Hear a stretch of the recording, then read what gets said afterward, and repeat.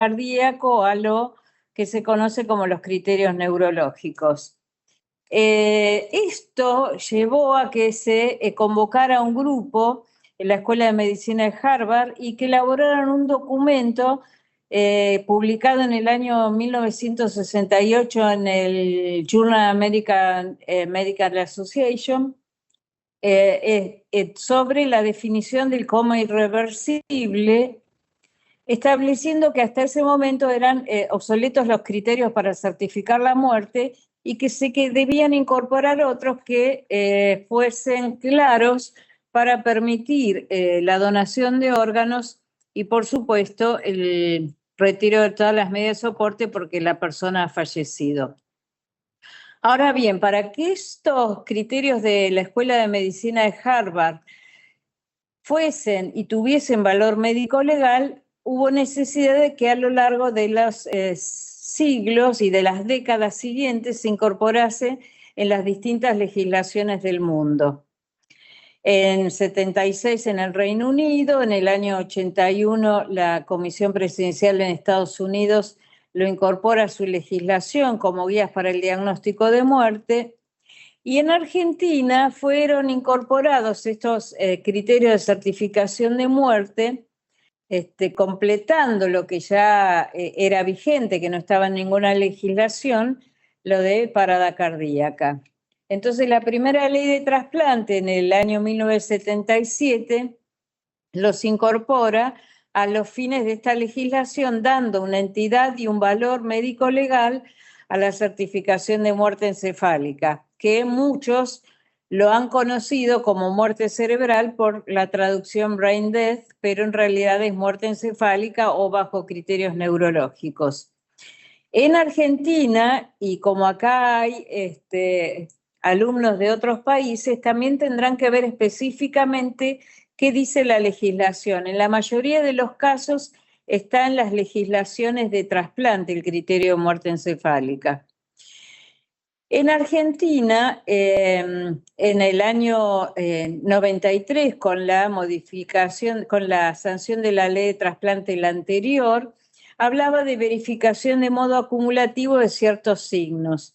Y en el año 2018, con la sanción de la ley vigente, habla de la certificación del fallecimiento mediante la determinación del cese irreversible de funciones circulatorias o encefálicas, generando un criterio único de certificación de la muerte que rige en todo el ordenamiento jurídico argentino.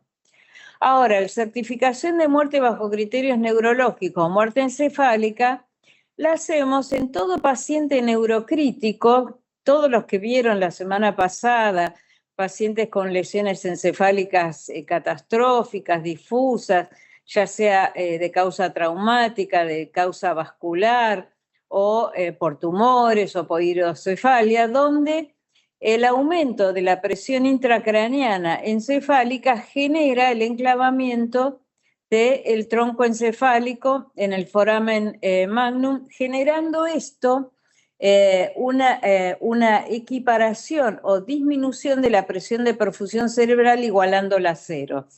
Tejido que no está irrigado es tejido que se necrosa. Y eso es lo que sucede con el cerebro. De hecho, hay varias descripciones anatomopatológicas del denominado cerebro respirador, donde hay toda una liquefacción de la masa encefálica. Entonces, ¿qué tipo de lesiones? Cualquier tipo, cualquier causa. Y cuando hablamos de causa no hablamos de la etiología precisa de la hemorragia o de la etiología precisa de la isquemia cerebral, que a veces puede ser un trombo, a veces puede ser, en caso de hemorragia, un aneurisma, o puede ser un tumor que sangró, o lo que sea. No importa la etiología, importa la causa.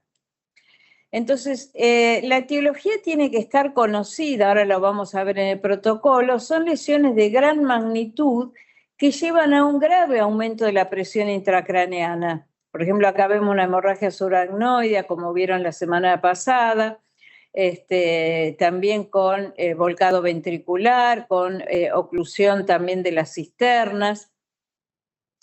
Acá otra, entonces son lesiones de gran magnitud. Muy bien. ¿Qué dice la legislación actual en Argentina? Y cada uno de ustedes tiene que buscar en su país dónde está esta legislación. En Argentina, el artículo 36 de la ley 27447 habla de certificar el fallecimiento mediante la determinación del cese irreversible de las funciones circulatorias, que es la parada, ni más ni menos que la parada cardíaca, o cese irreversible de las funciones encefálicas. El artículo siguiente habla de la necesidad de un protocolo, que en realidad nosotros ya estaba vigente un protocolo y que lo único que hicimos es actualizarlo después de la sanción de la última ley de trasplante, no porque se modifique la clínica, lo que se modifica y lo que se ayorna son algunos de los exámenes instrumentales, nada más que eso. Entonces, habla de un protocolo que tiene que ser elaborado con el asesoramiento del INCUCAI y sancionado por el Ministerio de Salud de la Nación. Y ese es el protocolo que rige en Argentina y habla de la certificación del fallecimiento en este protocolo nacional que fue aprobado por resolución del Ministerio de Salud de la Nación. Esta última actualización, les reitero que ya teníamos protocolo ya desde hace varias décadas. Lo que pasa es que en la última versión de la ley lo volvimos a actualizar. Aprobado por resolución número 716 del 2019, con lo que le da la vigencia médico-legal para la certificación de muerte.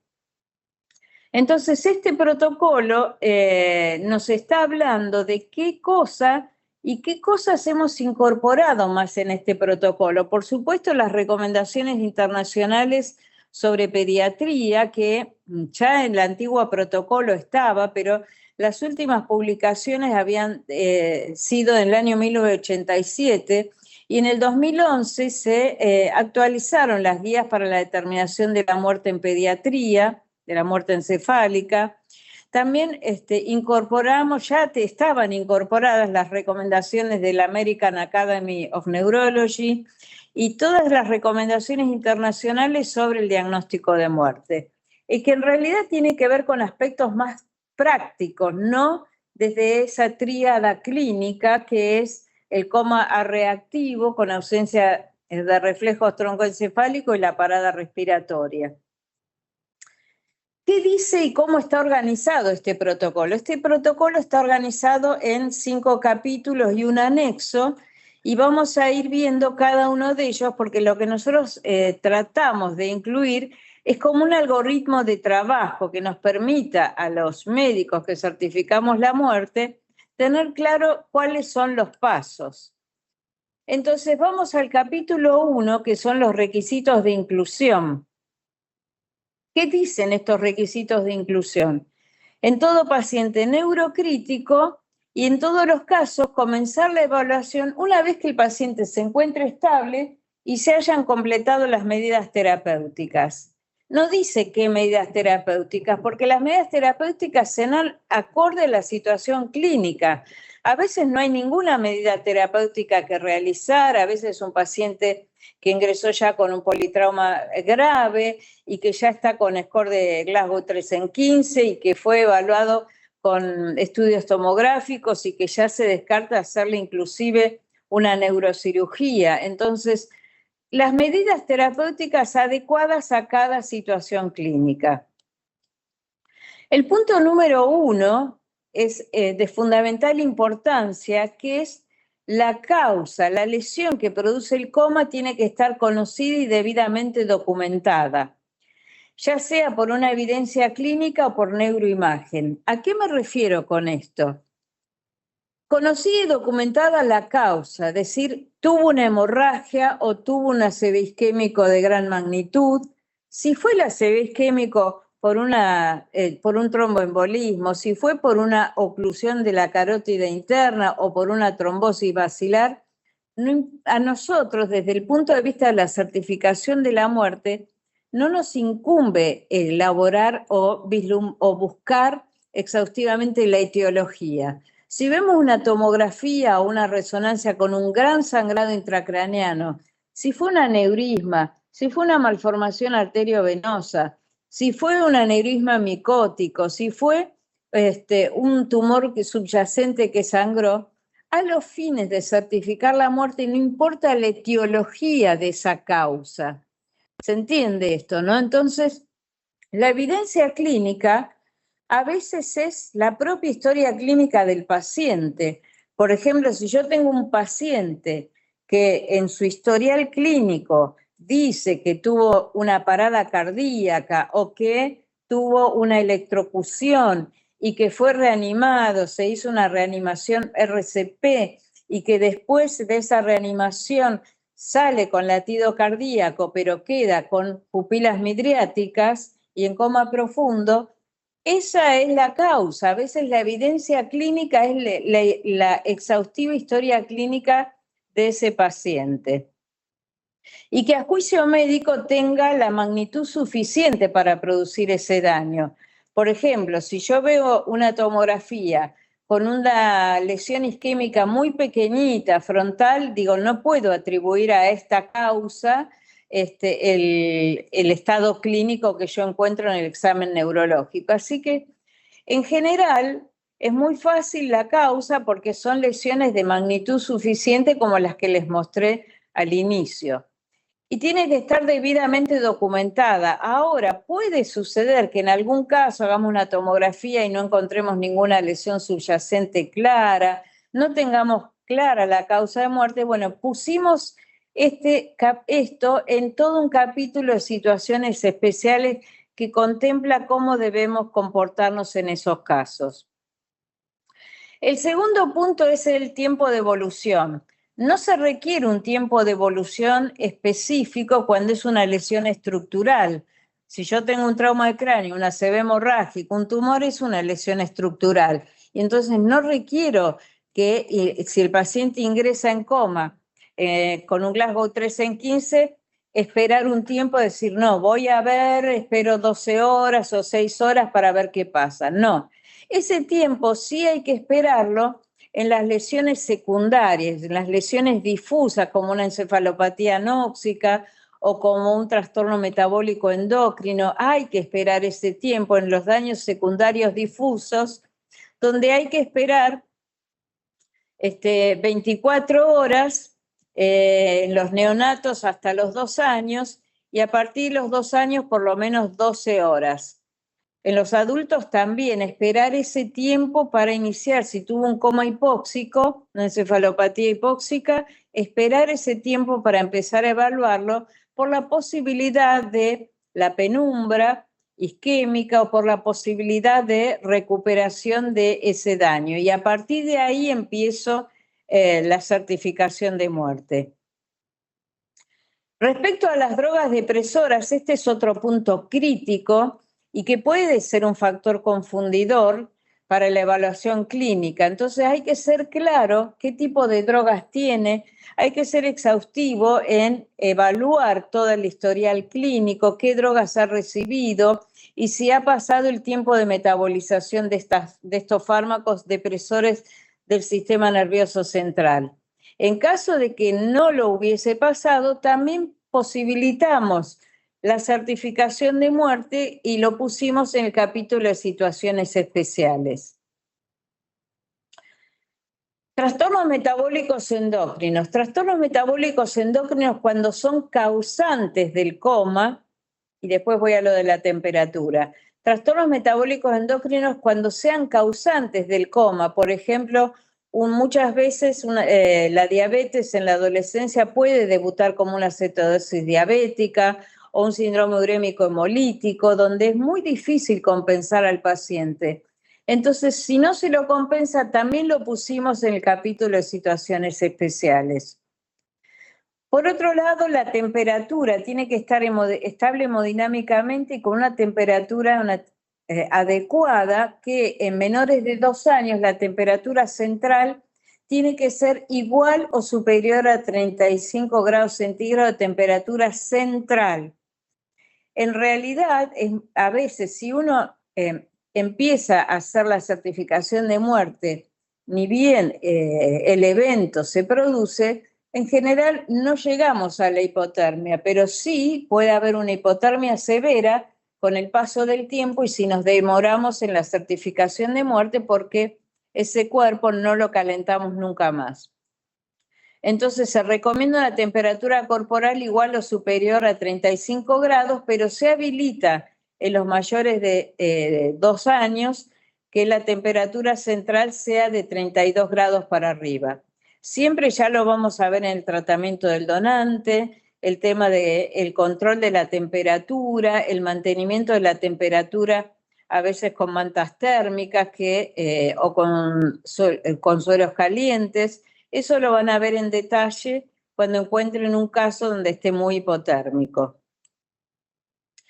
Dijimos la tensión arterial que tiene que ser 90 de sistólica o 60 de media, con los percentilos correspondientes en la edad pediátrica. Pues tenemos un paciente en coma profundo conectado a la asistencia respiratoria mecánica y que yo en la examinación neurológica voy a decir, este paciente falleció. Después pasamos al capítulo 2, examen neurológico. Vamos a ir haciendo el examen neurológico, primero demostrando el coma profundo con ausencia de respuesta a todo tipo de estímulos nociceptivos aplicados por encima del agujero occipital. Tener mucho cuidado cuando hacemos la maniobra de Foix, que puede haber una hiperextensión de la cabeza con hiperextensión cervical, que puede haber reflejos espinales por estimulación de los receptores propioceptivos musculares. Entonces, ahí siempre pueden persistir los reflejos de origen espinal. A veces uno encuentra reflejos de origen espinal muy simples, como unas clonías en los dedos, o a veces muy complejos, como la pronación del miembro superior. Entonces depende de si yo estimulo por encima del agujero occipital, no tengo que encontrar respuesta por debajo del agujero occipital ni muecas de dolor. Sí pueden persistir reflejos de origen espinal, como puede ser la triple flexión de miembros inferiores o de miembros superiores, porque no se olviden que estamos examinando un paciente que es como una sección en la unión bulbomedular. A partir de ahí pasamos a examinar todos los reflejos troncoencefálicos desde mesencéfalo hasta el tronco bajo. Entonces empezamos por las pupilas que tienen que estar intermedias o midriáticas, o sea, mayor de 4 milímetros, a reactivas a la luz. A veces es difícil ver las pupilas en los neonatos o en la ala pediátrica son muy pequeños porque todavía no hay diferenciación. Entonces, en esos casos, cuando les toque examinar un neonato o un niño de muy corta edad, tener en cuenta, tener una linterna, tener una lupa que nos permita mirar bien las pupilas. Después la ausencia de sensibilidad y respuesta motora facial, que vamos a encontrar con el reflejo corneano abolido, el reflejo mandibular abolido, la ausencia de mueca al dolor ante estímulos nociceptivos. Después pasamos ya a la protuberancia, donde están los centros oculomotores y la cintilla longitudinal posterior, donde vamos a encontrar ausencia de movimientos oculares espontáneos o reflejos a los óculos cefálicos, la maniobra de óculos cefálicos u ojos de muñeca, que hay que hacerlo rotando la cabeza hacia un lado. En general, en un paciente en coma, pero no en muerte encefálica, uno ve una desviación de la mirada conjugada hacia el lado donde lo roto. Hacia el lado contrario, perdón, donde lo roto, la maniobra de ojos de muñeca. Y en el caso de los oculovestibulares, tener en cuenta poner la cabecera a 30 grados para horizontalizar los conductos semicirculares y previamente hacer la estimulación con agua fría, en cada oído hay que hacerlo, tener en cuenta de hacer primero una otoscopía para ver que no esté lesionada la membrana timpánica. Siempre como regla de mnemotécnica, recuerden que los ojos son como los gatos, se escapan del agua helada. Así que lo que yo voy a ver en un paciente en coma, pero no en muerte encefálica, si yo estimulo el oído derecho, normalmente voy a ver una desviación conjugada de la mirada hacia el lado contrario, ¿sí? Entonces, pero lo importante es que ustedes sepan que tanto en los óculos cefálicos como en los óculos vestibulares, los ojos van a quedar en la posición media, no van a tener ningún tipo de movimiento. De ahí para abajo, los reflejos vulvares abolidos, como el tusígeno, el nauseoso, tienen que estar abolidos. Y todos esos reflejos los examino corriendo un poquito el tubo endotraqueal y con una pequeña espátula o con un bajalenguas. Entonces acá hay algunas de las fotos, los reflejos, acá como estamos examinando las pupilas, cómo estamos examinando el reflejo corneal, hay que ser muy cuidadoso de no lesionar la córnea, no raspen fuerte con una gasa. Muy despacito, con una torunda de algodón, estimulen el borde del limbo esclerocorneal, no toda la córnea.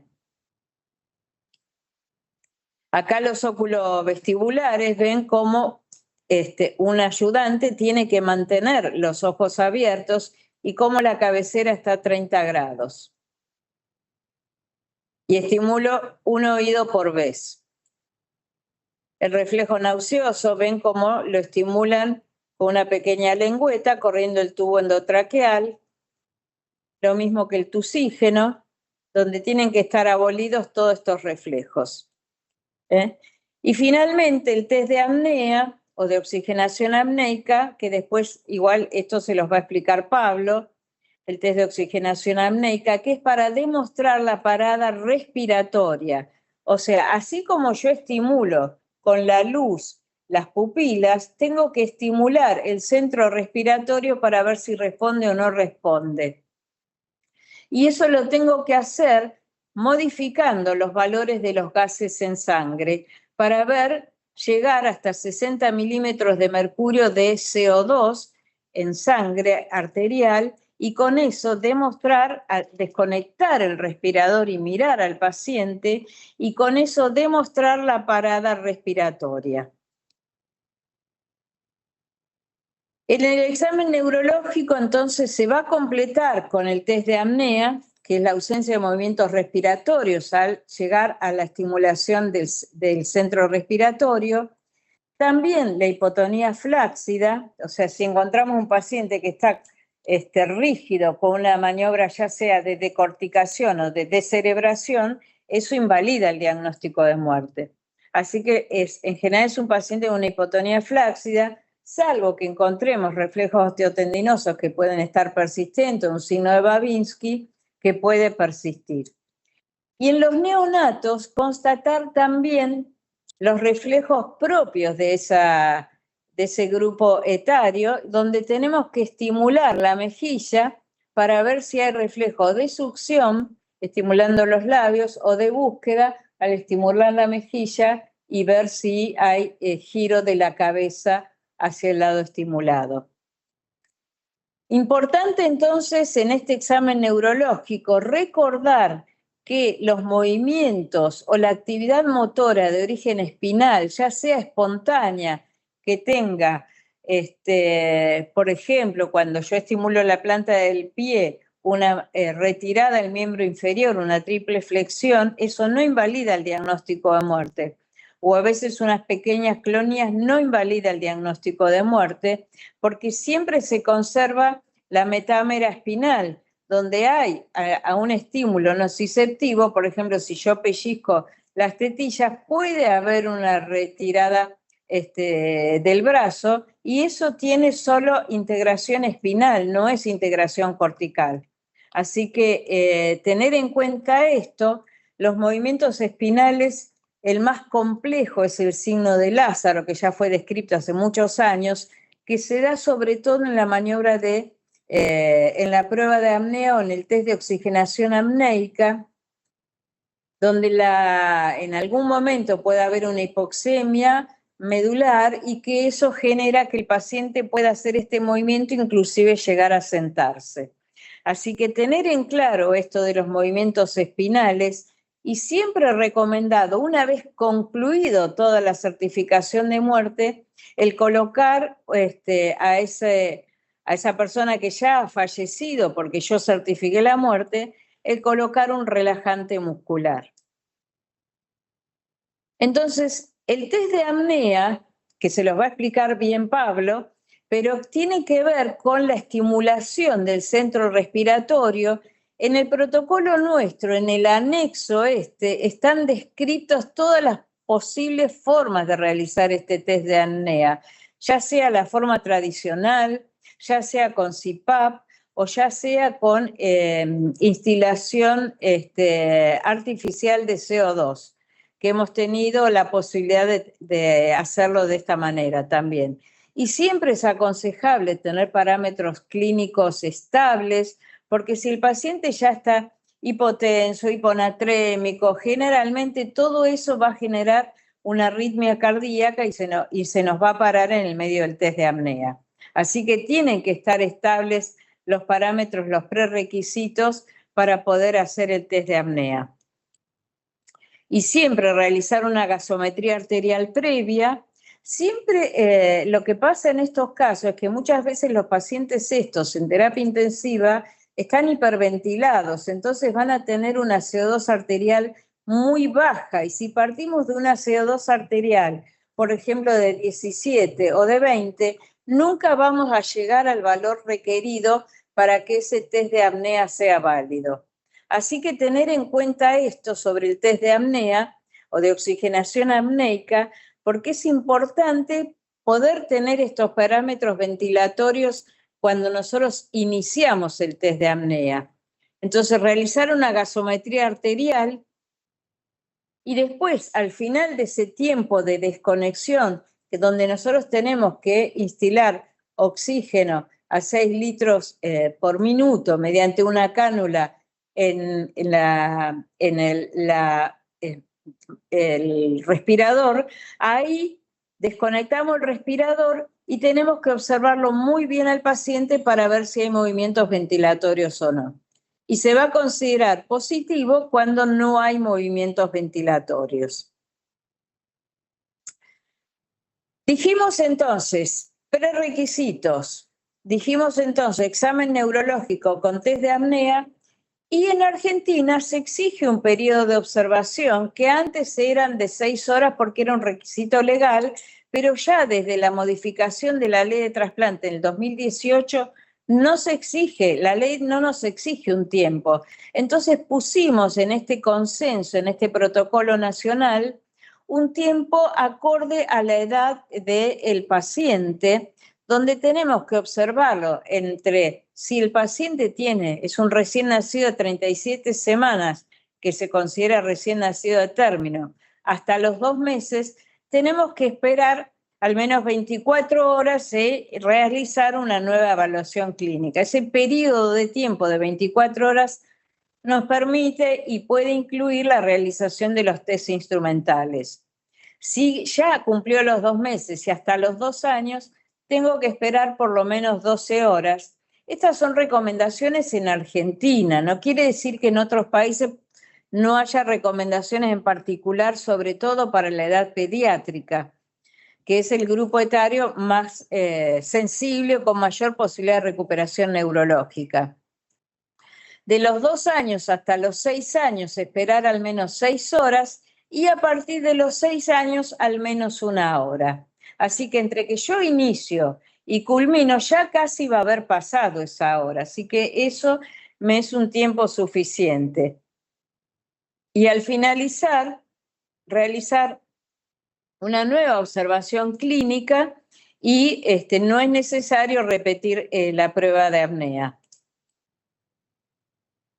¿Qué pasa con las situaciones especiales? Cuando me encuentro alguna de las cuestiones que es bastante frecuente, que me impiden avanzar en el diagnóstico de muerte. Entonces, ¿cómo lo soluciono y cómo suplo esas situaciones? Cuando es una causa de coma, como yo les decía, que no tengo claro, que no está documentada, esperar por lo menos a partir de los 2 años de edad es habilitado que esperemos un tiempo de al menos 24 horas haciendo todos los esfuerzos para encontrar la causal de ese coma profundo, que encontramos el paciente, a ver si tiene tóxicos, si hemos tenido pacientes, por ejemplo, que han trabajado en el campo y que están intoxicados con órganos fosforados. Entonces, hay que ser muy cauto en buscarlos y que si no los llego a identificar o a encontrar, puedo avanzar mediante un estudio, iniciando ese diagnóstico de muerte después de 24 horas y una vez transcurrido ese periodo de observación, iniciarlo con un estudio de flujo que me demuestre la parada circulatoria cerebral. O sea que, en definitiva, voy a certificar la irreversibilidad, porque lo importante de la causa es que esa causa tenga la magnitud suficiente y que sea irreversible y persistente en el tiempo, como en cualquier caso, irreversible y persistente en el tiempo, al igual que una parada cardíaca. Tiene que ser irreversible y persistente en el tiempo para que yo certifique la muerte. Acá pasa lo mismo, es irreversible las funciones encefálicas se demuestra mediante el examen clínico o una causa de coma que nos determine con magnitud suficiente para poder generar ese daño neurológico. O si no encuentro claramente ese daño neurológico, poder generar esto mediante un tiempo de observación de un paciente que no modifica su estatus clínico y que sí en la evaluación de un estudio de flujo demuestra la parada circulatoria cerebral. Está claro esto, ¿no? Después van a hacer todas las preguntas. Cuando no puedo hacer el test de apnea, que puede ser que no lo hagamos, o porque sea un EPOC, o porque el paciente ya tenga un distrés respiratorio severo que impida que nosotros hagamos el test de apnea, o porque está con una arritmia cardíaca. Entonces, en esos casos, lo suplo con un estudio neurofisiológico de electroencefalograma, completando con potenciales evocados, o con un estudio de flujo sanguíneo cerebral, o en caso de que yo no tenga posibilidad de hacer potenciales evocados o un estudio de flujo, puedo agregar al electroencefalograma el test de atropina. Todo esto está descrito en el anexo del protocolo. ¿Qué pasa cuando es como situación especial, cuando es un trauma craneofacial grave y yo tengo destrucción de ambos globos oculares, donde no puedo evaluar ninguno de los reflejos troncoencefálicos?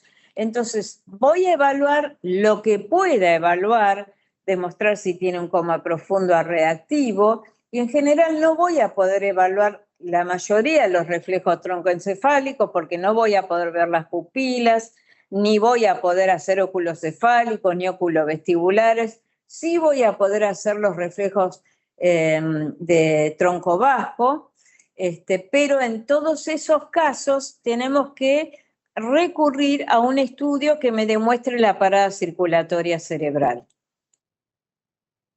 ¿Qué pasa cuando es una hipoxia cerebral difusa? Dijimos que hay que esperar por lo menos 12 horas para iniciarlo y en un neonato esperar 24 horas, pero nunca completarlo antes de las 24 horas de inicio del coma apneico. Es decir, que si yo tengo un adulto que hizo la parada cardíaca, un niño de 6 años que se cayó una pileta, que hizo una asfixia por inmersión, que yo lo llevo a la terapia, que lo compenso, que empiezo a tratarlo y a compensarlo hemodinámicamente y que veo que no responde, espero 12 horas para empezar la certificación de muerte, pero nunca las concluyo antes de las 24 horas del inicio de este coma apneico.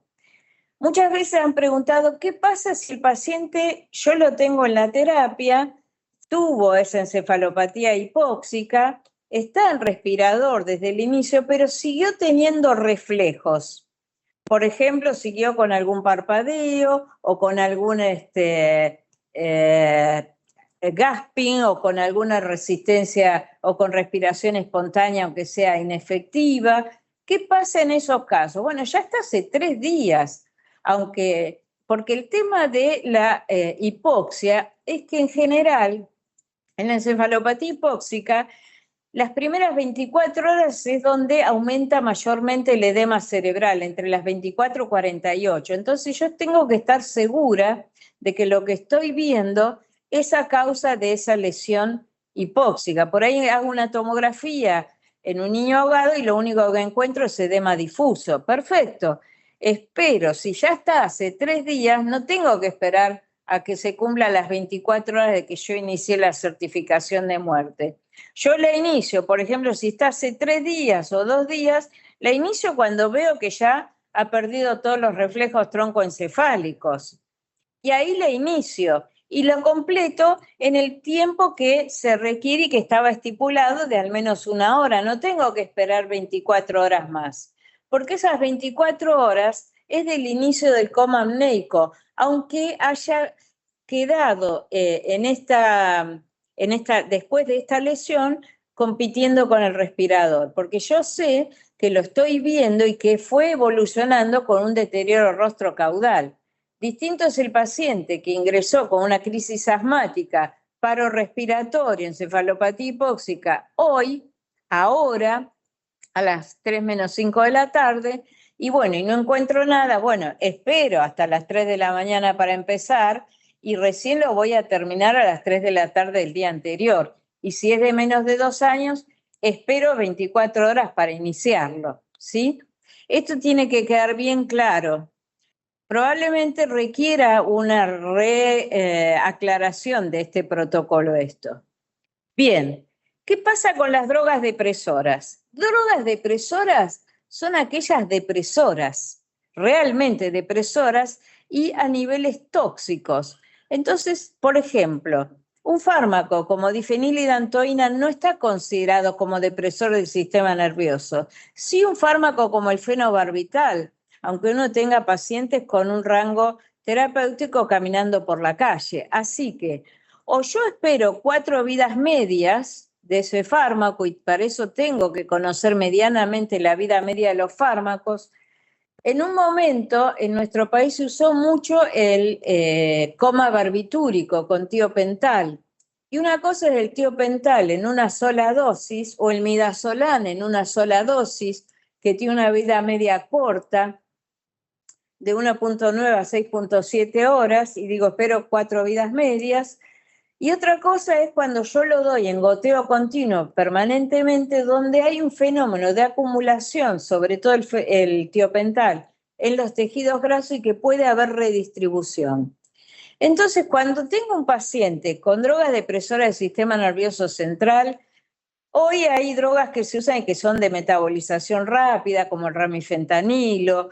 Si estuvo con midazolam, no sé, 3 días con un goteo de midazolam, fentanilo, bueno, espero 4 vidas medias, espero 24 horas, no va a haber posibilidad de dosarlos, la mayoría de estos fármacos, salvo algunos anticonvulsivos como el fenobarbital. El fenobarbital, en algunos lados, se sigue usando, sobre todo en la edad pediátrica, cuando no hay disponibilidad o de levetiracetam o de ácido valproico. Entonces, tengan en cuenta esto y que el rango tiene que ser terapéutico. En muchos lugares el fenobarbital se puede dosar, así que son pocas las drogas hoy en día que tendríamos que esperar mucho tiempo. Y en todo caso, a partir de los 2 años de edad y con una causa conocida, con una lesión estructural, nosotros podemos avanzar con un estudio que demuestre la parada circulatoria cerebral. Yo he firmado certificación de muerte en pacientes que tenían el tiopental colgado, pero el estudio me demostraba ya que tenía una parada circulatoria cerebral, así que por eso está puesto esto, que a veces depende de las drogas. Si no tenemos drogas, pacientes que vienen listados de drogas, pacientes que nos llegan a la terapia derivados de otros lugares y que ya vienen intubados, ya vienen con fármacos que no sabemos muy bien qué recibió. Entonces tengan estas precauciones. El tema de las drogas es un factor confundidor de importancia. Así que pueden subsanarlo mediante un estudio que demuestre la parada circulatoria cerebral a partir de los 2 años. ¿Qué pasa con los comas de origen metabólico endocrino? Como yo les dije antes, cuando es la causa de coma, y lo repito, porque muchas veces hay trastornos metabólicos o endocrinos consecuencia de la muerte encefálica, como la hipernatremia, o la acidosis, no importa en esos casos. Cuando es la causa del coma, sí ahí tienen que esperar a compensar al paciente. La mayoría de las veces no lo van a poder compensar. Por ejemplo, yo he tenido casos de niños con síndrome urémico hemolítico y que no se van a compensar nunca. Entonces, en esos casos, recurrir a un estudio que demuestre la parada circulatoria cerebral.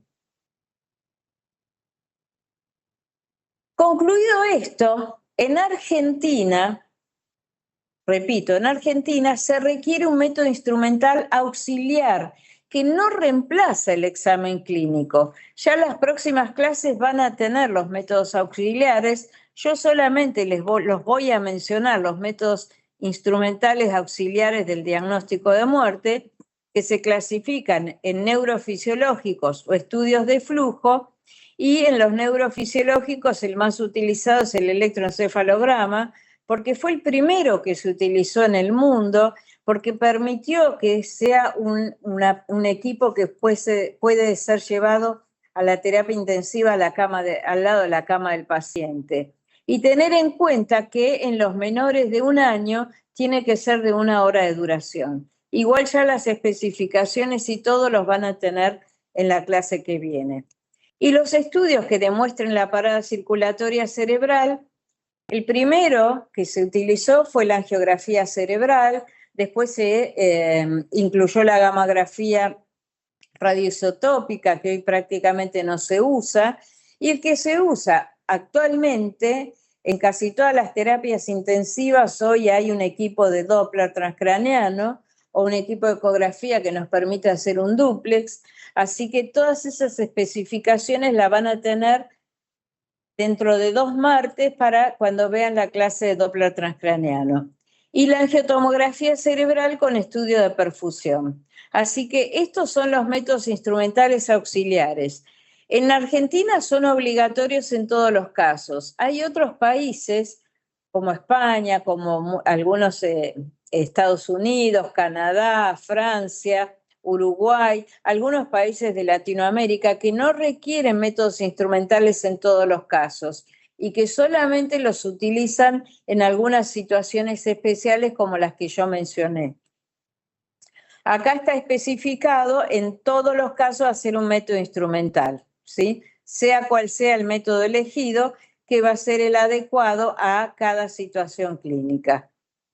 Finalmente, les quiero dejar este artículo. El diagnóstico de muerte en Iberoamérica fue una encuesta que se hizo a todos los países de Iberoamérica sobre el diagnóstico de muerte, y fue publicada en la revista de la Sociedad Española de Terapia Intensiva, en donde los parámetros clínicos, como ustedes ven, en todo el mundo son exactamente iguales desde el inicio de la certificación de muerte, que es la ausencia de respuesta de origen cerebral, coma profundo con ausencia de respuesta de origen cerebral, ausencia de reflejos troncoencefálicos y apnea definitiva. Y algunos países exigen la realización de test instrumentales en todos los casos y en otros no. Entonces, en esta primera parte les quería dejar como conclusión este algoritmo que tiene que decir, primero, verificar cuando voy a hacer el diagnóstico de muerte, cumplir todos esos prerequisitos que están desarrollados y descritos en el protocolo, realizar el examen neurológico con la prueba de apnea, realizar el examen instrumental y esperar un tiempo acorde a ese periodo de observación mencionado en el protocolo. Y si es necesario, realizar un segundo estudio clínico, un examen clínico neurológico, nada más sin necesidad de repetir la prueba de oxigenación apneica, y ahí concluyo con la certificación médico-legal de la muerte. Respecto a los niños, que es un tema que siempre a todos les cuesta, nosotros hemos incorporado ya las guías de la Task Force del año 2011, que están incorporadas en nuestro protocolo.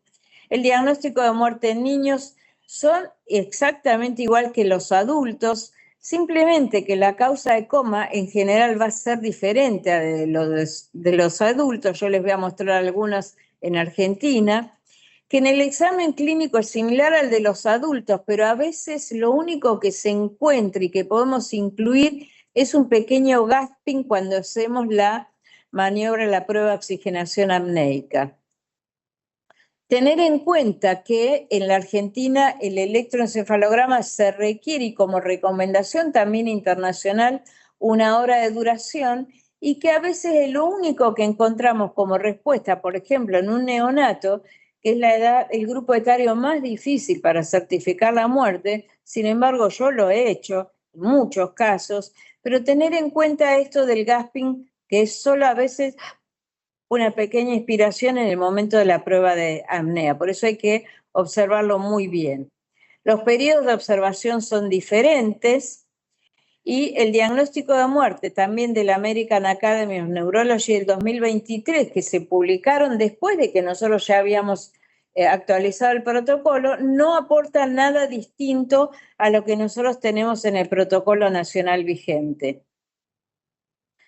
Entonces, por otro lado, mostrarles esto, la causa de muerte en de 0 a 17 años, vamos a encontrar mayormente trauma de cráneo y anoxia, siendo la ACV la tercera causa de muerte en este grupo etario, pero si nosotros lo desglosamos de 0 a 1 año, vamos a ver que la anoxia, la encefalopatía anóxica, va a ser la principal causa de muerte. Y después va a ser el trauma de cráneo. O sea que en este grupo etario, la anoxia es la principal causa. Después, ¿por qué? Porque a veces por un parto distóxico, por un parto en avalancha, que ya al momento de nacer ya nacen en coma, así que hay que ser muy cauto en el examen neurológico. Después es el trauma de cráneo y después las infecciones. Así que las causas de muerte varían y son distintas que los adultos. De los 2 a los 6 años también aparece la encefalopatía anóxica, el trauma de cráneo, y ya aparece el accidente cerebrovascular como tercera causa, pasando las infecciones a la quinta causa. Y otras causas de coma, ustedes fíjense que acá también aparecen los tumores. Hay tumores que tienen una alta incidencia en este grupo etario, tumores propios del sistema nervioso. Entonces, de los 7 a los 18 años, ahí va a variar esta causa, donde sí ahí va a aparecer primero el traumatismo encefalocraniano, y tercera causa, el accidente cerebrovascular. Pero en los más pequeños, la anoxia es una de las principales causas. Después les quiero dejar este artículo, el diagnóstico de muerte en Iberoamérica, que ya se los mencioné, y acá les puse, es un artículo interesante, después nosotros lo buscamos y se los mandamos, pero si no lo pueden googlear, esta es la referencia, en donde acá en esta encuesta, acá van a ver las diferencias, por lo menos en el momento en que se hizo el artículo, de los países de Iberoamérica, en qué varían respecto a la certificación de muerte, que no varían mucho, varían a veces en la necesidad o no de un test instrumental, en el tiempo de periodo de observación. Cuando nosotros respondimos esta encuesta, nuestro periodo de observación era de 6 horas, hoy se ha modificado. Y finalmente este artículo de la revista también de la CEMISUC, la medicina intensiva, considerar la donación de órganos, consideraciones generales sobre el comportamiento después de la certificación de la muerte encefálica, que primero es considerar la donación de órganos y si no es donante, desconectar el cuerpo y proceder a la entrega del cuerpo. Pongámosle que es un paciente que tiene un HIV o una enfermedad oncohematológica y tiene un tumor cerebral, un linfoma cerebral, no puede ser donante de órganos, pero sí podemos certificar la muerte y desconectar el cuerpo. Hasta aquí lo que se refiere a muerte encefálica. Dijimos, y yo les adelanto algo, referido a la muerte en parada circulatoria, que en realidad nunca nos preocupó a ninguno de los médicos hasta que la posibilidad de ablacionar órganos en asistolia nos generó la necesidad de establecer parámetros. España lo hizo en el año 2012, pero en el año 2014 la Organización Mundial de la Salud hizo una reunión, un meeting con un grupo de expertos para la determinación de los criterios de muerte con la participación de estos países para poder generar una representación de los 5 continentes que conforman la Organización Mundial de la Salud. Yo participé en este meeting por la región de las Américas junto con Brasil, por la región de Sudamérica, y participaron estos países junto con la Organización Mundial de la Salud en representación de los 5 continentes. Ustedes fíjense que hay países asiáticos, está China, está Japón, India, también varios países europeos como Alemania, como Italia, como España. Entonces, en este meeting se llegó a un consenso generando, jerarquizando la importancia de aunar los criterios en el mundo para esclarecer y categorizar y asegurar el momento de la muerte. Se hizo una revisión actualizada de la literatura hecha por la base de datos Cochrane, que nos mandaron a todos los participantes y que tuvimos que leerla previamente. Y el 22 y 23 de septiembre del año 2014 se hizo la reunión en Ginebra, en Suiza, en la sede central de la Organización Mundial de la Salud. Y se generó este consenso previo que la misma definición de muerte tiene que ser aplicada en todos los escenarios, que el proceso de determinación de la muerte no debe variar independientemente de la decisión o no de donación de órganos. Por eso yo decía, si no tiene un criterio de ser donante por alguna enfermedad que lo excluya, también hay que certificar la muerte si está muerte encefálica y desconectar el cuerpo. Que el algoritmo debe identificar claramente los test necesarios en cada escenario y que debe ser un documento que sea de comprensión libre y desarrollado la posibilidad en cualquier escenario. Así que se hizo esto y se generó este consenso donde el proceso de determinación de la muerte concluye con la muerte del ser humano. Y ustedes fíjense que acá están ejemplificados en la parte izquierda la muerte encefálica y en la parte derecha la muerte en parada circulatoria.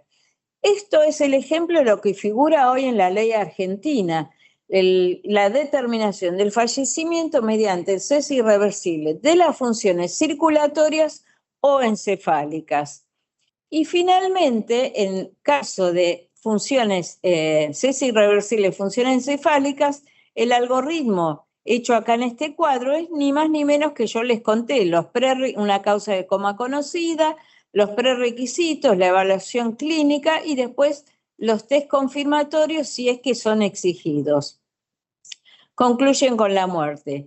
Y en caso de parada cardiocirculatoria, la ausencia de respuesta, la ausencia de respiración y acá con distintos escenarios que pueda hacerse, que se haya hecho las maniobras de reanimación cardiopulmonar porque se han hecho y no responde, o porque ya no se hacen, o porque fallaron, o porque hay orden de no reanimación, o porque hay retiro de las medidas de soporte vital.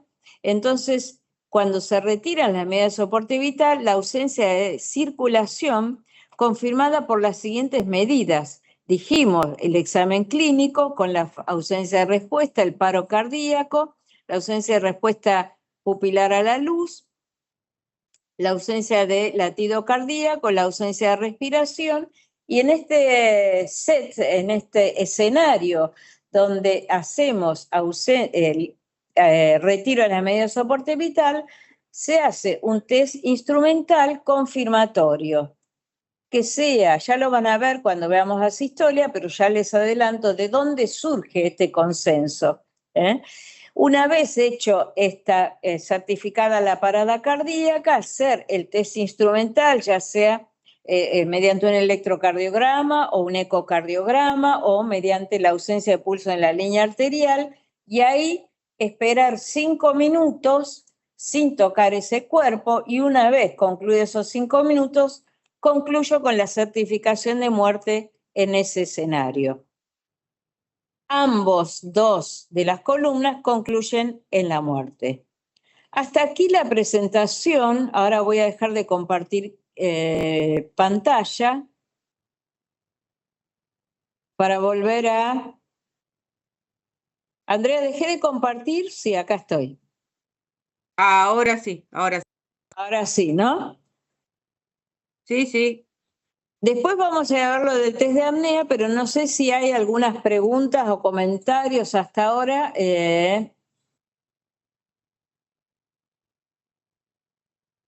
Me voy a fijar yo en el chat a través del teléfono. Ahí levantó la mano Noel Murguía, de Bolivia. Ah, estás vos ahí conectado. Pablo, ¿vos vas a dar lo de apnea de allá o de acá? Desde Ahí acá. le habilité el micrófono a Noel. Bien, una Bueno. pregunta desde Bolivia y una pregunta de Paraguay tenemos. Dale. Ya está habilitado también Bambino. Y Noel Bueno. bajó la mano. Hola. Hola. Hola. ¿Cómo ¿Sí me estás? escuchan? Bien, Sí. Aníbal Suchini, soy de Paraguay.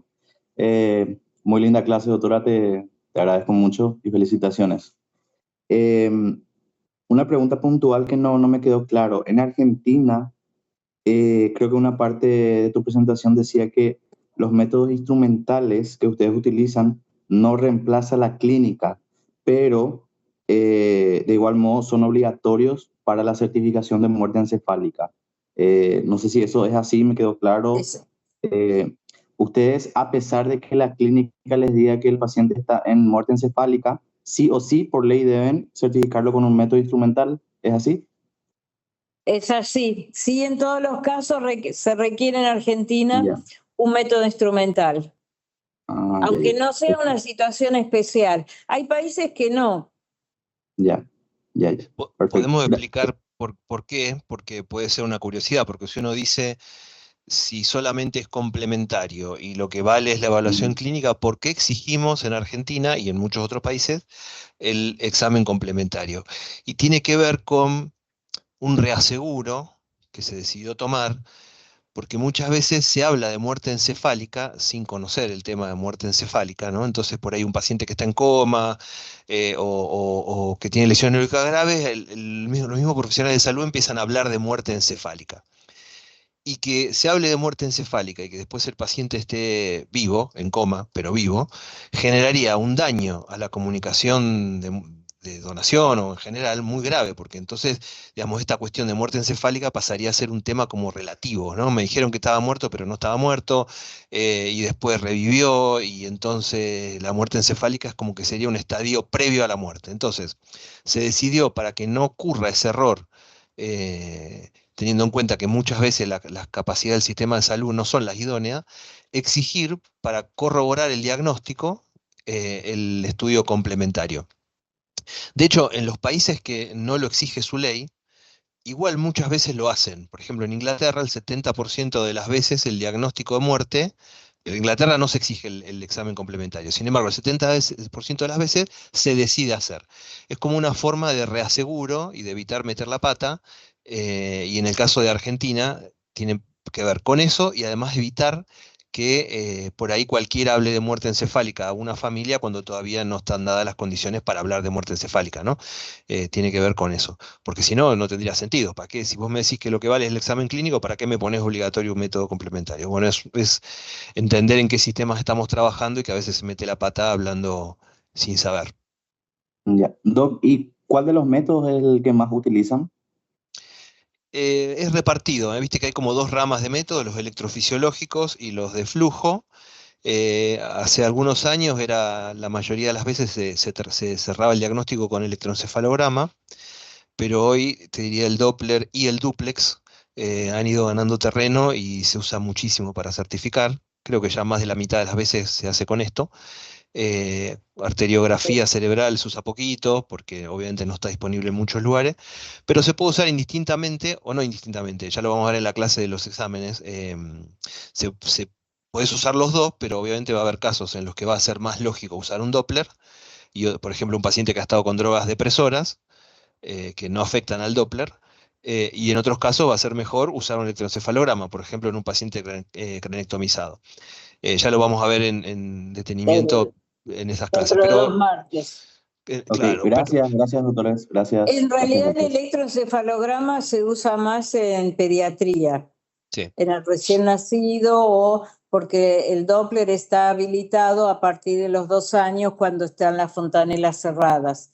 Así que en ese grupo etario se sigue usando el electroencefalograma. Acá me pregunta Marcos, ¿qué sucede si tiene muerte de tronco pero tiene actividad cortical?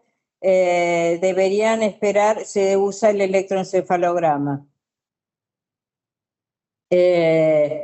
Acá dice Lani, en caso de los pacientes posparo con hipotermia inducida como medida de neuroprotección, ¿cuánto tiempo se debería esperar para realizar un estudio de parada circulatoria cerebral? No, en realidad ahí no necesitas esperar porque no está afectada. Puede haber un hipoflujo cerebral, pero en general no.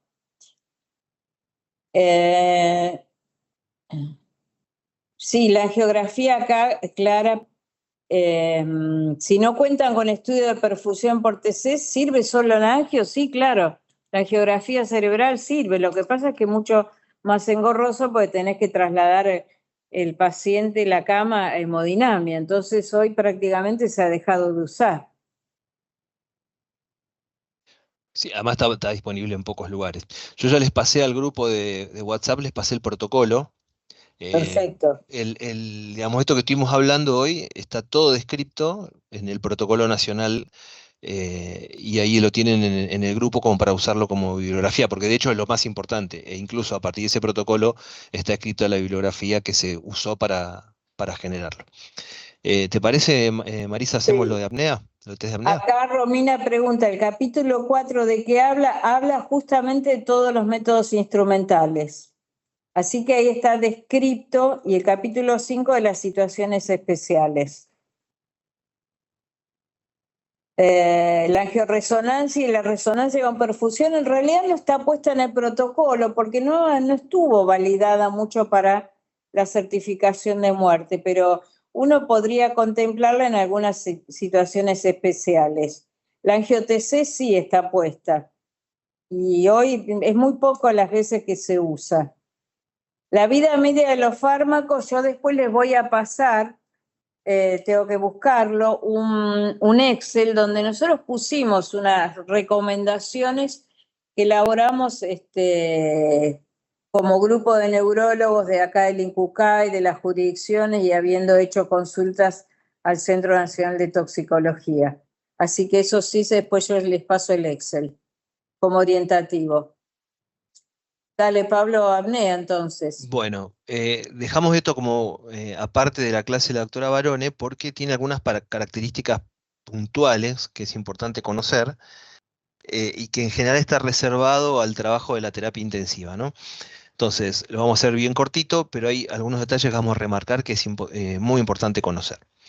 Primero, para realizar el test de apnea, así como hay prerequisitos para la evaluación clínica del paciente, el potencial donante, para el test de apnea también. Y que tiene que ver con la seguridad que vamos a intentar darle a ese todavía paciente eventual donante, de que con el test de apnea, que es bastante riesgoso desde algunos aspectos, no vamos a hacer alguna macana. Entonces, lo primero es tener hecho el examen neurológico clínico completo. No hay que hacer el test de apnea nunca si uno primero no corroboró toda esa ausencia, los prerequisitos que describió Marisa, y no corroboró la ausencia de todos los reflejos, la ausencia de actividad cortical, el coma flácido, etcétera, etcétera. Es decir, el test de apnea se hace después de haber hecho todo eso. Segundo, lo tenemos que hacer en las condiciones de mayor seguridad posible, es decir, con el paciente conectado al monitor multiparamétrico, obviamente corroborando y midiendo permanentemente la saturación de oxígeno. Tenemos que tener un acceso venoso para medicar eventualmente, y si no lo necesita y no los tiene puestos, tener disponibles los vasopresores, porque muchas veces el test de apnea genera inestabilidad hemodinámica. Y obviamente tenemos que tener un acceso al de esta prueba, incluye tomar 2 veces muestras de gases arteriales, y muchas veces cuando tenemos que andar pinchando, a veces no lo encontramos y acá vamos a tener que hacerlo en momentos muy, muy puntuales. Entonces, si tenemos puesto una guía arterial, mucho mejor.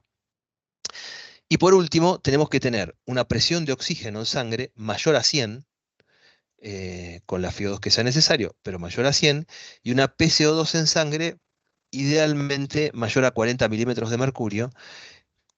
Como se dijo antes, a veces estos pacientes que ya están en muerte encefálica o que están en vías D han perdido la capacidad de regular la temperatura y su metabolismo se ha reducido. Entonces muchas veces un paciente que unas horas antes tenía una CO2 normal puede tener menos CO2, no porque lo estemos ventilando distinto, porque va a estar ventilado igual, pero sí por producir menos cantidad de CO2. Entonces lo chequeamos y muchas veces es necesario reducir el volumen corriente del respirador o la frecuencia respiratoria, y algunas veces es necesario preoxigenar durante 5 minutos, 10 minutos para lograr la saturación de oxígeno mayor a 95. Una vez que se logró eso, vamos a hiperoxigenar al paciente. El protocolo dice que durante 30 minutos o más hay que mantenerlos con FiO2 al 100.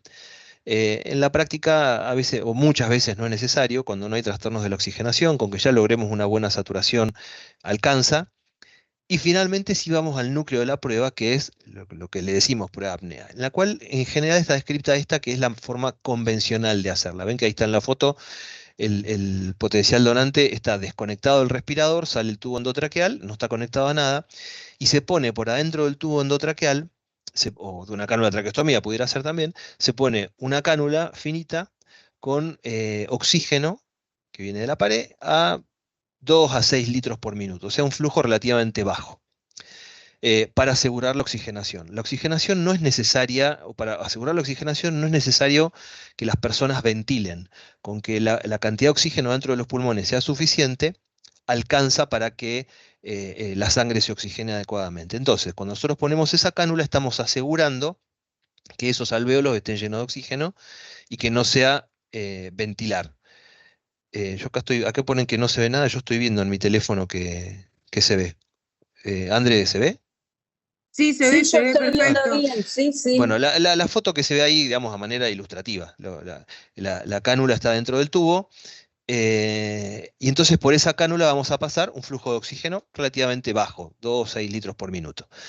¿Cuánto tiempo? 5 a 8 minutos, dice el protocolo. En algunos casos, en la práctica, si el paciente o el potencial donante lo permite, porque está estable y no nos genera ningún trastorno, esperamos 10, incluso un poquito más, porque lo que va a pasar es que como el paciente no ventila, si es que no ventila, el CO2 se va a empezar a acumular en la sangre, y entonces va a ir subiendo. En algunos casos sube lo suficiente en 5 a 8 minutos y en otros casos no.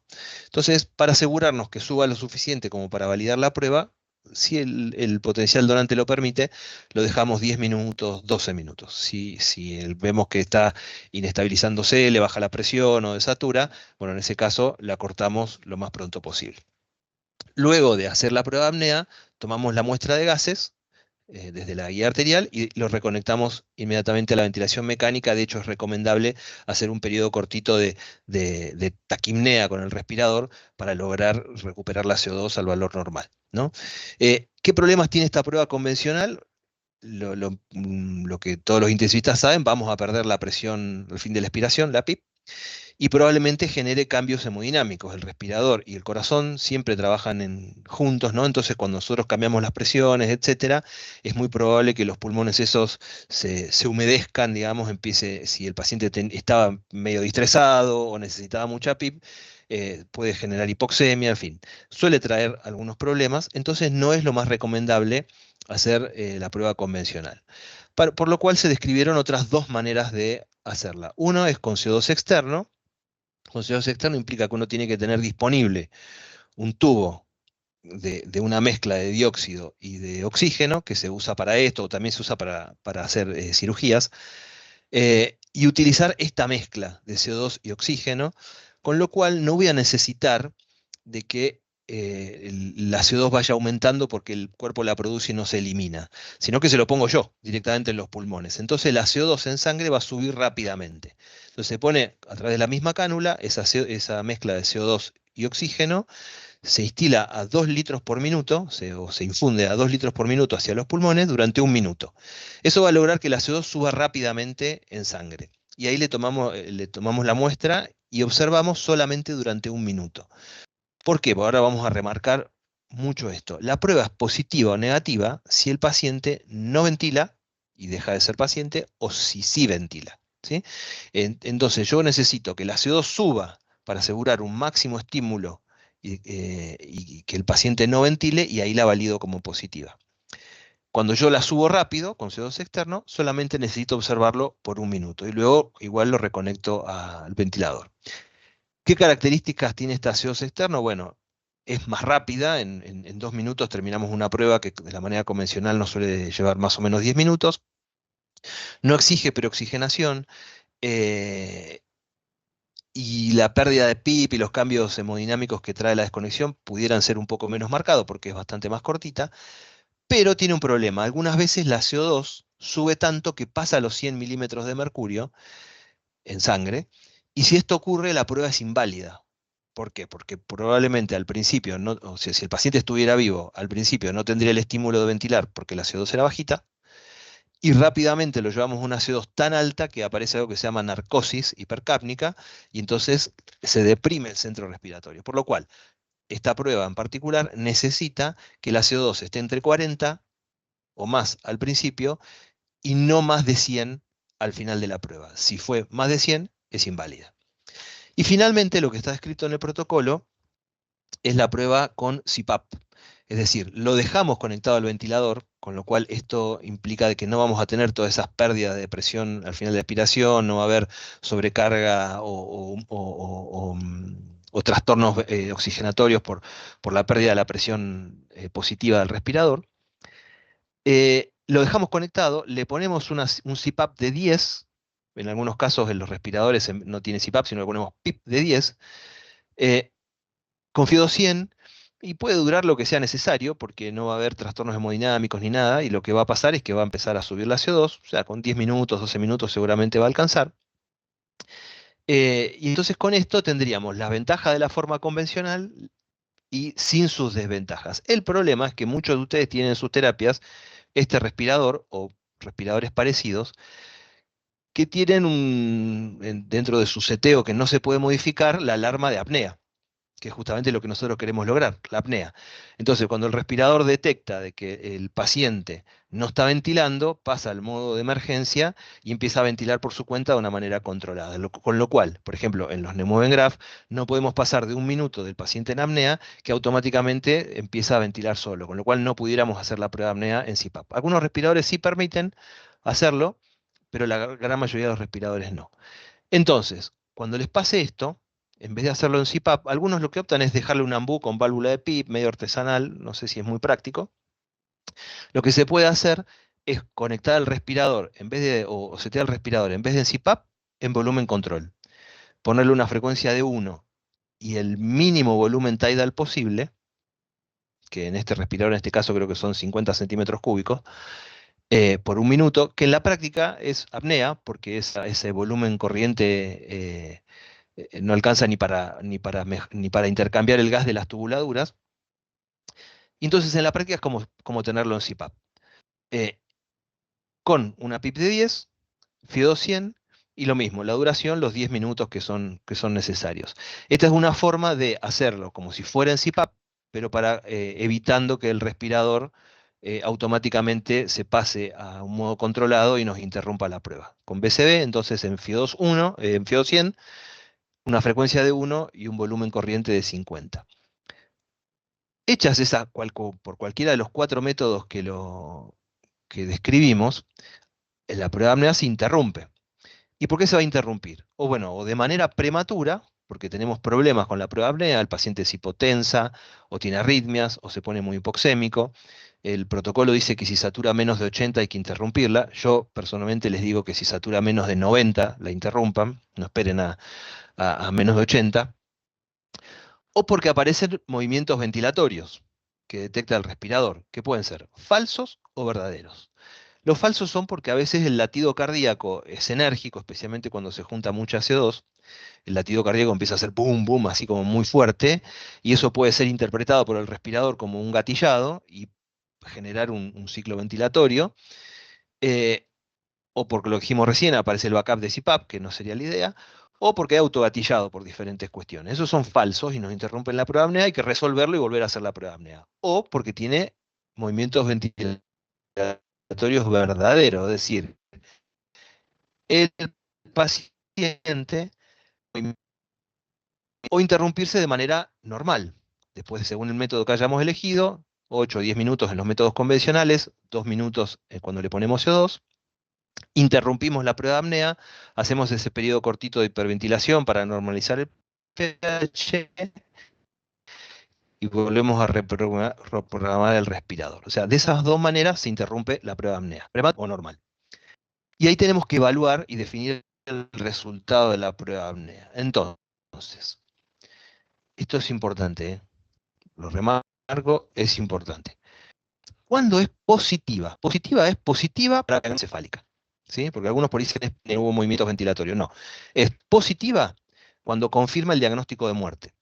Y para ser positiva necesitamos que pasen estas dos cosas. Dos cosas para ser positiva.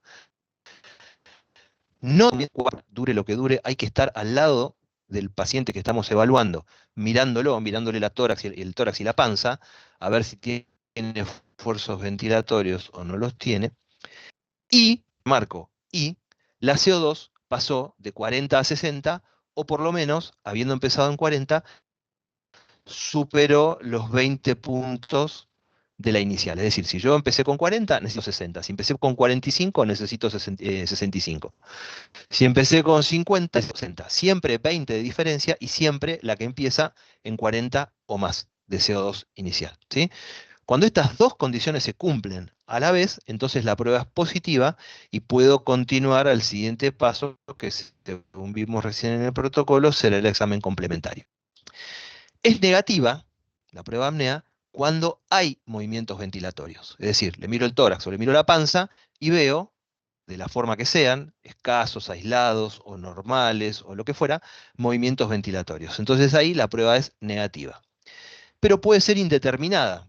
¿Y cuándo es indeterminada? Cuando no hubo movimientos ventilatorios, me quedé al lado de la cama mirando la panza a ver si se ventilaba o no ventilaba, no ventila, pero no logré esa CO2 que estaba explicada ahí arriba donde dice positiva. Es decir, no logro que pase de 40 a 60, por ejemplo, le hago la primera, mide 40, le hago la segunda 10 minutos después y me dice 54. No ventiló, bueno, pero es indeterminada, porque no llegamos a esos 20 de diferencia, ¿no? Y en los casos que eso pase, la prueba de apnea puede ser reemplazada por, como dijimos recién en la clase anterior, cuando dijo Marisa, por potenciales evocados y electrocefalograma, ya vamos a ver esto en la clase que viene, o por un Doppler, o por el test de atropina. Es decir, de los dos primeros, va a haber clase en particular, ahora les explico lo que es el test de atropina. Entonces, resumiendo, es positiva cuando no ventila y la CO2 aumentó 20 milímetros de mercurio por arriba de 40. Es negativa cuando hubo movimientos ventilatorios. Y es indeterminada cuando no hubo movimientos ventilatorios, pero no logramos esos cambios de CO2 que son necesarios, ¿sí? Cuando eso pasa y es indeterminada, una de las opciones es el test de atropina. El test de atropina, yo creo que si puedo poner el puntero. El test de atropina, el test de apnea, perdón, lo que describimos hasta recién, evalúa si acá, la parte más baja del encéfalo, en el bulbo, ¿no? Creo que se ve mi puntero, en el bulbo, ¿Existe o no existe actividad? ¿Por qué? Porque el centro respiratorio se comunica por un nervio hasta los músculos respiratorios que no están dibujados acá, y entonces si no hay respuesta al estímulo de la CO2, entonces no va a haber actividad y digo, listo, en el bulbo entonces no hay nadie que atienda el teléfono y es uno más de los datos que se necesitan. Por eso se exige la prueba de apnea. Cuando no puedo hacer la prueba de apnea, puedo probar con alguna otra prueba que evalúe el funcionamiento del bulbo y en ese caso se usa el test de atropina. El test de atropina es un poco menos sensible y específico, por eso no se pone como indicación primera, pero nos puede servir de jugador suplente cuando el test de apnea no anda. ¿Y cómo es el test de atropina? Bueno, registro la frecuencia cardíaca basal, le paso un bolo de atropina, esta es la dosis 0,04 miligramos kilo, o sea que depende del paciente, vamos a ponerle entre 50 y un poquito más de 100 kilos, van a ser de 2 a 4 miligramos, por lo tanto van a ser 2 a 8 ampollas de atropina, un montón, ¿no? Pudieran ser hasta 8 ampollas en bolo. ¿Por qué? Porque eso bloquea el sistema parasimpático. El sistema parasimpático no vive acá en el tronco del cerebro, sino que vive por afuera, y si yo lo bloqueo, y todavía hubiera alguien que atienda el teléfono acá en el bulbo, entonces la respuesta sería que aumentaría la frecuencia cardíaca. Para los que no se recuerden, el parasimpático y el simpático están en equilibrio todo el tiempo, el parasimpático baja la frecuencia, el simpático la aumenta. Entonces, si yo bloqueo el parasimpático, en este caso con atropina, la respuesta lógica sería que empieza a aumentar la frecuencia cardíaca por acción del simpático. Si todavía nos queda un poquito de sistema nervioso simpático acá en el tronco, entonces cuando yo bloquee a su enemigo, que es el parasimpático, la respuesta debiera ser aumento de la frecuencia cardíaca. Entonces, el test de atropina, después de pasar las 2 a 8 ampollas, es positivo cuando la frecuencia cardíaca no aumentó más del 10% de la previa. Si no aumentó más del 10% de la previa, entonces es positivo. Sería el equivalente al positivo de la apnea del paciente que no ventila. Si la frecuencia cardíaca sí aumenta, entonces el test de apnea es negativo y sería el equivalente a un test de apnea en el que el paciente tiene esfuerzos ventilatorios, ¿sí? O sea, reemplazamos la respuesta. En el caso de la apnea le aumenta la CO2 porque no ventila y entonces el paciente ventila, y en este caso le debiera aumentar la frecuencia cardíaca cuando bloqueo el parasimpático y es positivo cuando la frecuencia cardíaca no aumenta o aumenta menos del 10%. Algunas precauciones importantes. Primero, antes del test de apnea, del test de atropina, obviamente hay que haber evaluado las pupilas, porque si yo le pongo esta cantidad de atropina, lo que va a pasar es que va a haber midriasis y después capaz que me confunde, ¿sí? Entonces, primero ya tengo que haber evaluado la respuesta de las pupilas. Segundo, tener en cuenta que si los pacientes o el paciente viene con arritmias, especialmente la fibrilación auricular, quizás tenga algún problemita, entonces no es recomendable en estas situaciones. Y tercero, una obviedad, usamos un distinto lumen de la vía del acceso venoso al que estamos pasando las catecolaminas. ¿Por qué? Las catecolaminas pudiera ser, por ejemplo, la noradrenalina, la adrenalina, la dopamina, la que estemos usando, porque estas drogas tienen efectos sobre el corazón taquicardizante. Entonces, si yo le mando un bolo de atropina por esa vía, además de la atropina, va a pasar un bolo de adrenalina o de noradrenalina. Y entonces va a haber taquicardia, pero no por la atropina que yo usé, sino porque en paralelo a la atropina entró esa otra droga que sí es normal que genere taquicardia porque actúa directamente sobre el corazón. Entonces, tengo que usar un lumen distinto. Bueno, creo que ya está, ¿no? Entonces, resumen del test de atropina, cuando reemplazamos el test de apnea, no es de elección, el de elección es el test de apnea, es 2 a 8 ampollas endovenoso por una vía diferente al que estamos usando el soporte vasoactivo para el paciente, y es positiva cuando la frecuencia no aumenta o aumenta menos del 10%, y es negativo, o sea, el paciente no puede ser declarado muerto cuando la frecuencia cardíaca es más del 10%. Listo, ahí terminamos, dejo compartir. Acá hay algunas preguntas. Si el test de atropina se puede usar en pediatría, sí se usa. Sí. si se realiza, si hay alguna duda del test de apnea, claro, como complemento del electroencefalograma, si no puedes hacer el Doppler, no si hay duda del test de apnea. Claro, El drive el test de apnea no debiera generar dudas si se pudo claro, hacer. ¿Por qué? Porque es algo que es bien objetivo, que es el valor de CO2, que me lo mandan en el papelito del laboratorio, CO2 de tanto, CO2 de tanto, y yo estoy mirando si el potencial donante o el paciente respira o no respira. Es decir, no debiera haber dudas al respecto del test de apnea. Lo que puede pasar con el test de apnea es que no lo puede hacer porque el paciente está hipoxémico, porque genera inestabilidad hemodinámica, porque tiene distrés o sobrecarga, entonces cuando le saco la PIP desatura, etcétera, etcétera, ¿sí? Solamente se ha dejado como una herramienta auxiliar cuando nos faltan jugadores en el equipo. Ahí estoy viendo que en Perú mencionan que no usan electroencefalograma y que tampoco usan el test de apnea. Por eso remarcábamos antes, cada país tiene su propio protocolo definiendo, de acuerdo a sus usos y costumbres en muchos casos, qué cosas usan para certificar. En todos siempre van a necesitar el examen clínico. O sea, nadie puede ir a decir tal este cual. paciente está muerto si no tiene midriasis, si no tiene coma flácido y si no tiene ausencia de respuesta respiratoria. Después se certificará en determinado orden o se exigirán determinados estudios. Por ejemplo, capaz que me confundo, pero creo que en Bolivia, por ejemplo, es obligatorio el encefalograma y el test de apnea. Eh, Perdón, el test de atropina. Por lo menos hasta hace unos años era así, puede haber cambiado últimamente. Pero eso cada uno se fija en su propio protocolo de su propio país Claro. y obviamente se apega a eso.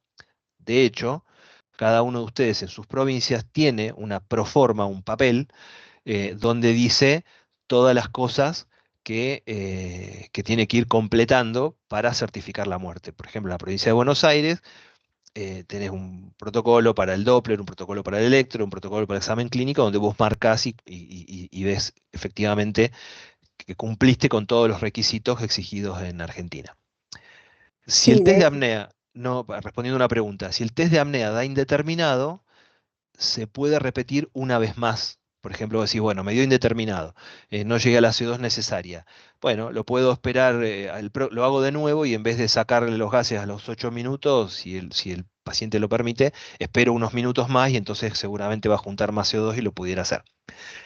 No es recomendable hacerlo más de 2 veces por estos problemas que trae el test de apnea, la pérdida de la presión positiva y todo eso. Y si en 2 veces no te salió, bueno, tenés que buscar la herramienta que el protocolo dice que tenés que usar. Y si tiene que ser sangre arterial, sí, tiene que ser sí o sí arterial, porque es donde uno ve los cambios de CO2 bien marcados, ¿sí? En el venoso no es tanto, no es fidedigno para esto. Entonces vos tenés que tener puesto una línea arterial porque incluso te pudiera pasar, si no, no le pongo guía arterial, le pincho la arteria y saco.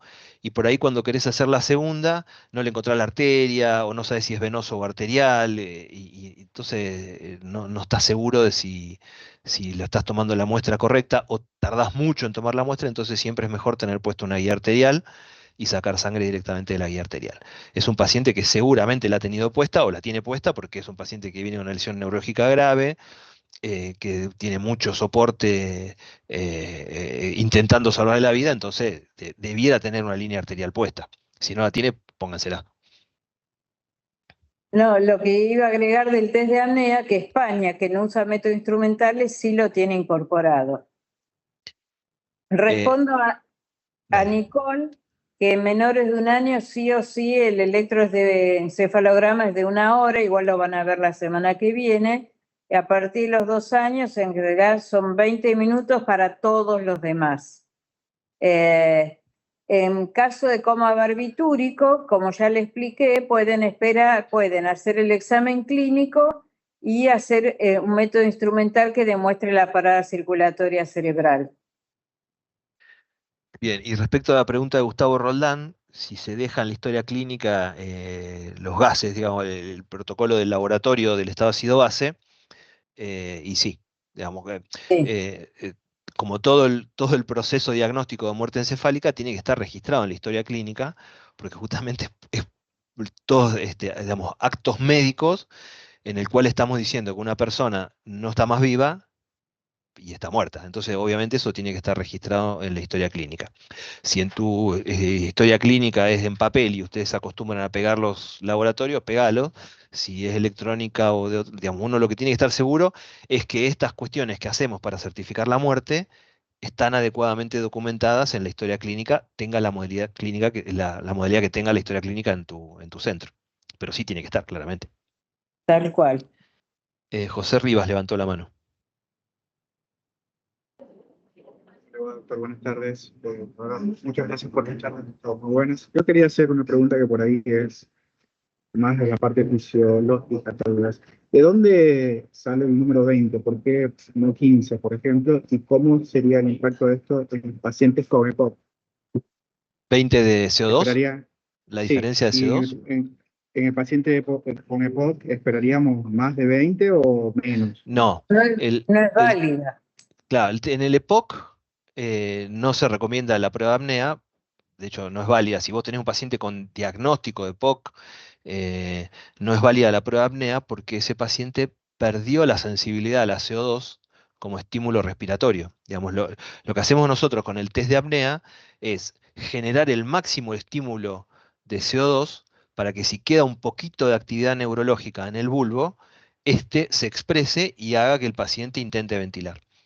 Entonces, por eso es que por eso es la apnea, o por eso le metemos CO2 nosotros de manera exógena. ¿Sí? Lo que estamos intentando buscar es ver que el paciente ventila, y entonces si el paciente ventila decimos, algo queda en el tronco, todavía no puedo declarar la muerte. Si tiene POC, ese estímulo no existe. El bulbo no reacciona a la CO2, entonces no lo vas a poder usar al test de apnea como el método complementario y vas a tener que recurrir a alguna de las alternativas descritas en el protocolo. Así que ahí no va.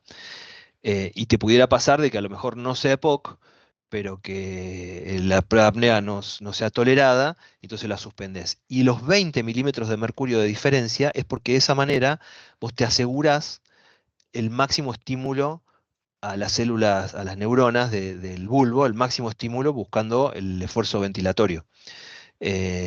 Si por ahí vos dijeras 10 milímetros de mercurio, existe la posibilidad, no es muy probable, pero existe la posibilidad de que a lo mejor ese máximo estímulo no se haya logrado y que quizás juntando un poco más de CO2, sí existiera un estímulo que gatillara un esfuerzo ventilatorio. No es probable, de hecho, en la práctica el test de apnea, ustedes cuando lo vayan haciendo lo que van a ver es que cuando el test de apnea es negativo, o sea, el paciente ventila, lo desconectás y a los 20 segundos, 30 segundos ya vas a ver esfuerzos ventilatorios. Con mínimos cambios de la CO2 vas a ver esfuerzos ventilatorios. En cambio, cuando después de los primeros 20, 30 segundos no hay esfuerzo ventilatorio, aunque la CO2 todavía no la ha subido mucho, no los va a ver con altísima probabilidad. Pero para certificarlo necesitamos esos 20 milímetros de mercurio. Una cosa importantísima, más de punto de vista legal, pero aplica, recordando la pregunta anterior.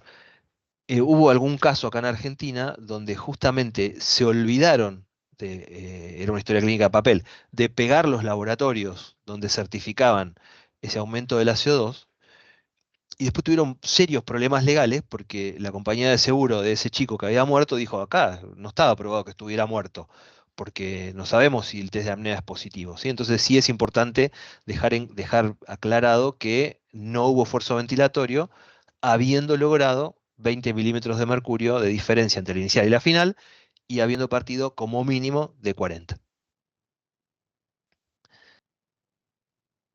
Pregunta de nada.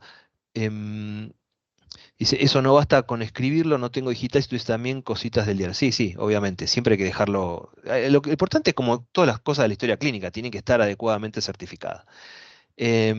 Con respecto a patologías respiratorias crónicas, depende de la patología, pero probablemente en todas, si son retenedores de CO2, y es probable que no la puedas usar o no la vas a poder usar, porque no es estímulo suficiente la CO2, entonces no es válida.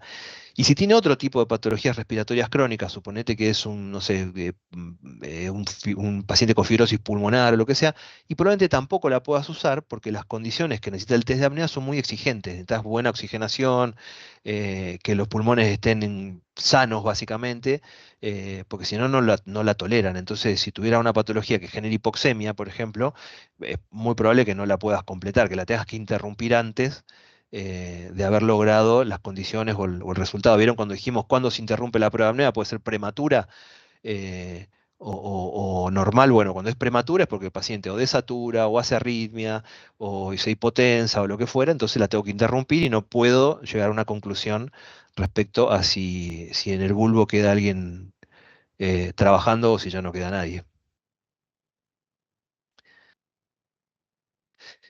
Pregunta, esta está buena. ¿Hay alguna contraindicación en dosis de noradrenalina, por ejemplo, o de pseudoanalgesia? Son dos cosas distintas. De noradrenalina no es contraindicación la dosis. De hecho, las dosis que nosotros en terapia intensiva habitualmente tomamos como normales, o sea, vos tenés un paciente con 0,5 gamas kilo minuto de noradrenalina y ya decís, uy, este paciente ya está complicado. Más de una gama decís, uy, está recontra inestable. En la muerte encefálica no son realmente equiparables. ¿Por qué? Porque en los pacientes vivos vos tenés funcionando todas las catecolaminas propias del sistema nervioso simpático, de las suprarrenales, etcétera. Entonces lo que nosotros hacemos es suplementar esas catecolaminas que circulan endógenamente. En la muerte encefálica, esas catecolaminas desaparecieron, la suprarrenal deja de funcionar porque no tiene estímulo del sistema nervioso central, la tiroides probablemente también. Bueno, hay un montón de condiciones que hacen que por ahí la dosis de alta en un paciente vivo no sea alta en el paciente en muerte encefálica. Con lo cual, si vos le subiste la nora a una gama y le empezás a hacer la prueba de apnea y no se te hipotensa, no pasa nada, no es contraindicación para la prueba de apnea. La puedes hacer igual. La sedación no aplica estos mismos conceptos porque ahí sí depende mucho de cuál es la sedación que vos estás usando y cuánto tiempo hace que la suspendiste.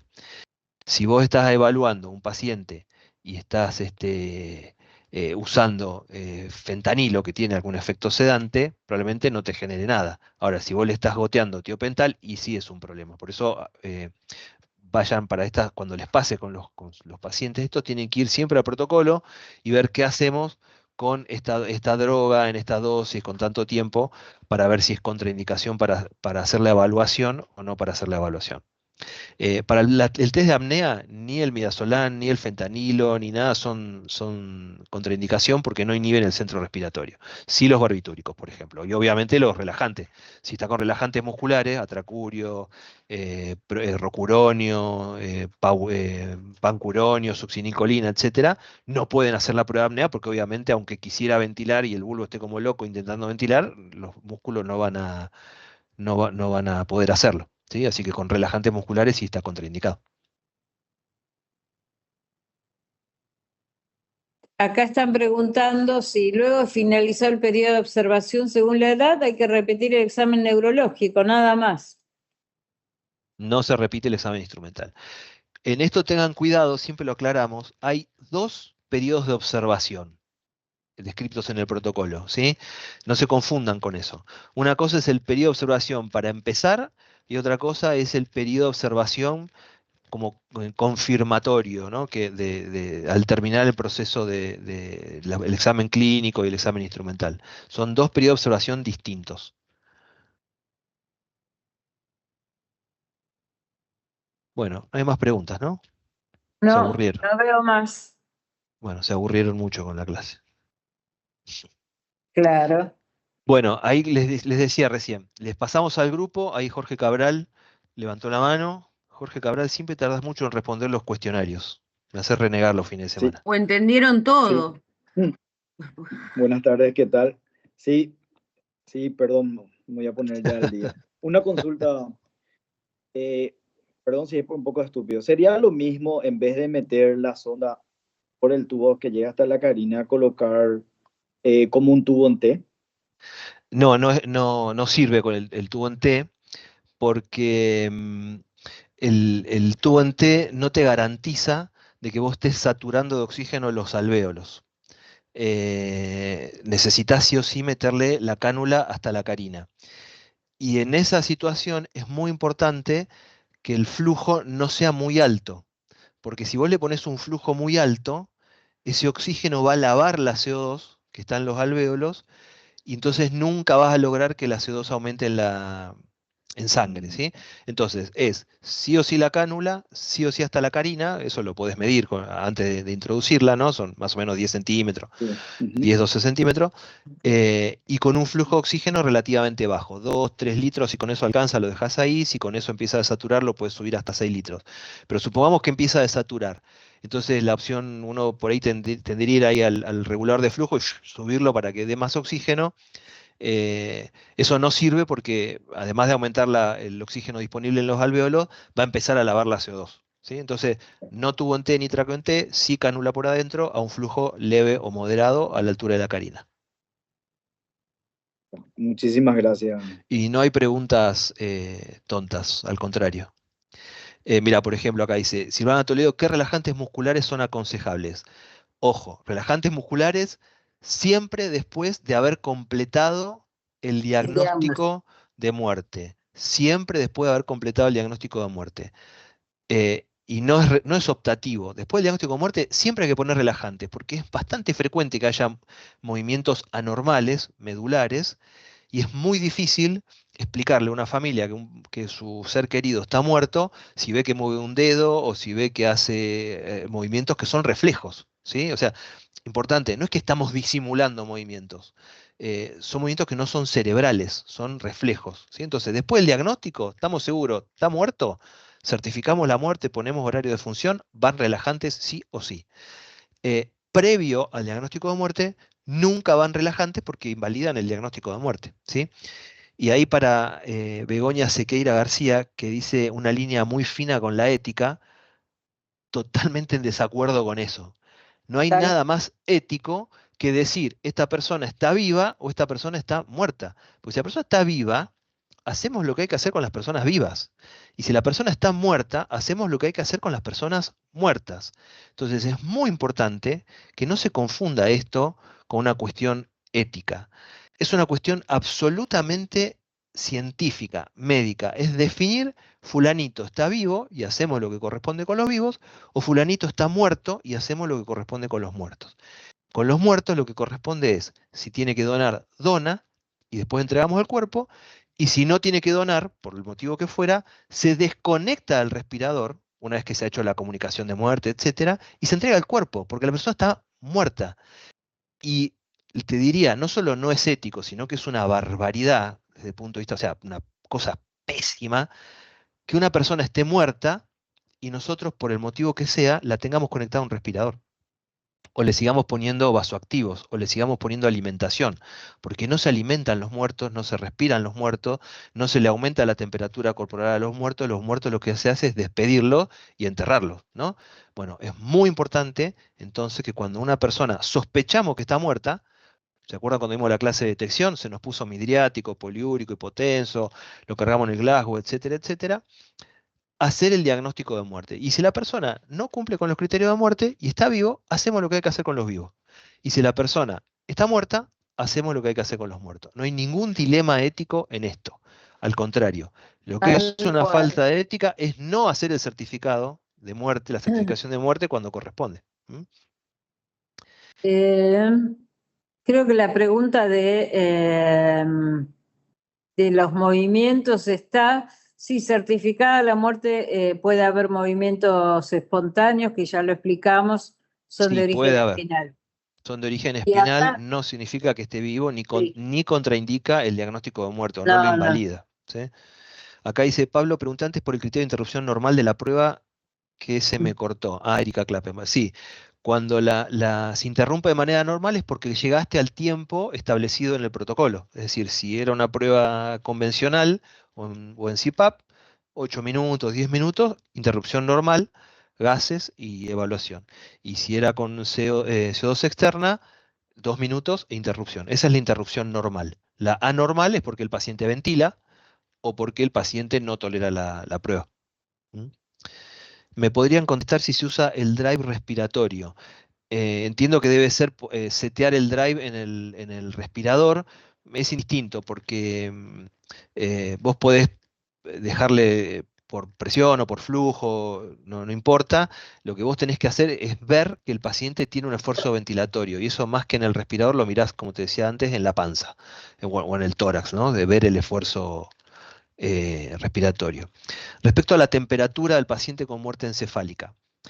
eh, Como el mesencéfalo está dentro del encéfalo y en la muerte encefálica todas las estructuras cerebrales dejan de funcionar, una de las cosas que va a pasar es que ese paciente que falleció va a dejar de regular su temperatura corporal, que es trabajo del mesencéfalo. Cuando deja de regular su temperatura corporal va a tender a ser la misma que en el ambiente. En las terapias intensivas, pongámosle que haya 25 grados. Entonces, la persona que tiene muerte cerebral va a dejar de estar a 36, 37, 38 grados y va a pasar a estar a 25, a la temperatura que haya en el ambiente. Y por eso parte del trabajo que ya vamos a ver cuando hagamos el tratamiento del donante es levantar la temperatura hasta una temperatura normal. Pero la evaluación de la muerte encefálica no se puede hacer si está a menos de 32 grados. Entonces vos tenés que llevarlo a más de 32 grados para estar seguro que las pruebas que haces son correctas. De hecho, deben haber leído alguna vez en el diario de gente que ha estado en la pileta, en agua fría, durante muchos minutos y a pesar de estar, entre comillas, muerto en esa situación, después cuando recuperan la temperatura se pueden revivir, etcétera. Bueno, o no sé, Walt Disney, por decir una pavada. Pero para hacer la evaluación necesitas de que la temperatura corporal esté a más de 32 grados. No debiera pasar una terapia intensiva que se respete que un paciente llegue a 32 grados y ahí digan, vamos a volar la muerte, eh, porque eso habla muy mal de los intensivistas que trabajen ahí, pero algunas veces pasa que uno llega a un lugar a evaluar a ver si, que te dicen, a ver si está muerto o no está muerto, y llega ahí y tiene 30 grados porque se murió hace 12 horas, hizo muerte cerebral y nadie le dio pelota, y entonces cuando llega es hipotenso, desprecargado, hipotérmico, bueno, un desastre, pero no debiera pasar. Para resumir, la temperatura arriba de 32, idealmente arriba de 35, pero con 32 alcanza. Lo que pasa es que una vez que llegó a 33, 32, es muy difícil llevarlo a 35, entonces bueno, lo ideal es más, pero si estás arriba de 32 alcanza. Eso con Ahí respecto a la temperatura. ahí alguien levantó la mano, Cárdenas, pero quiero aclarar que ahí Erika Klappengas dice lo de la temperatura. Hemos tenido casos de muertos con hipertermia. No descarten que tenga que Sí, tener puede. hipotermia. Así Sí, que son eso ténganlo en mecanismos cuenta. Son mecanismos aparte. periféricos, no se descarta la muerte si hay hipertermia, al igual que tampoco si hay movimientos. Esta pregunta está buena, Eduardo Jiménez. Si se diagnostica muerte encefálica, ¿cuándo se debe realizar el CUD? No sé qué es el CUD, pero supongo el certificado de función. O no sé. Si dona es Acá el después. CUD es el certificado de discapacidad, que lo Sí, aclare. claro, no sería capaz pero, En un muerto no se hace certificado de discapacidad, se hace certificado de función. sí, asumo que preguntás o el certificado de muerte Sí. o la certificación formal.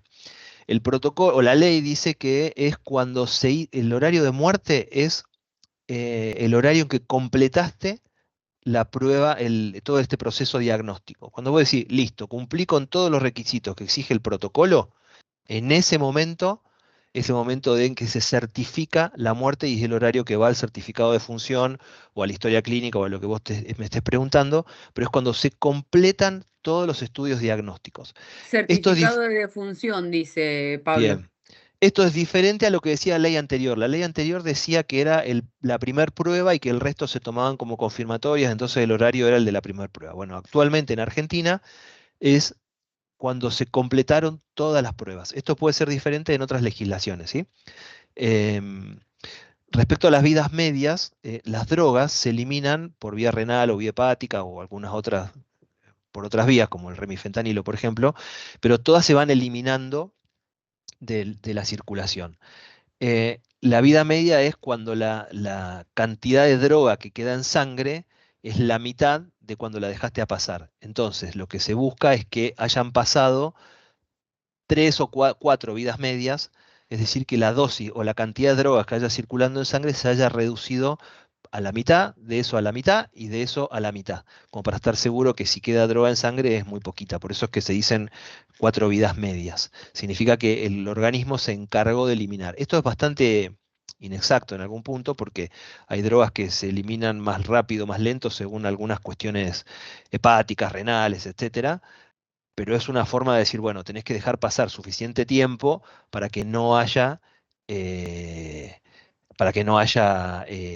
droga circulando, ¿sí? Que te pudiera hacer tomar decisiones equivocadas. María Cárdenas, Pablo. Dale, Yo María. Levantó le la mano. pasé el listado de las drogas en el chat. Bien. María Cárdenas, ¿querés? Sí, acá, Margarita Cárdenas. Se escucha bajito. ¿Ahí me escuchan bien? A ver. Te escucha muy bajo, María. Sí. Bueno, no sé cómo arreglarlo. ¿Se escucha No, no. bien o? No, No, A ver, No, no. decilo y tratamos de entender la pregunta. A ver. No, mi porque lo pregunta es, escriba en el chat. No, ahí está, ahí se escucha. en la edad pediátrica nosotros a veces nosotros siempre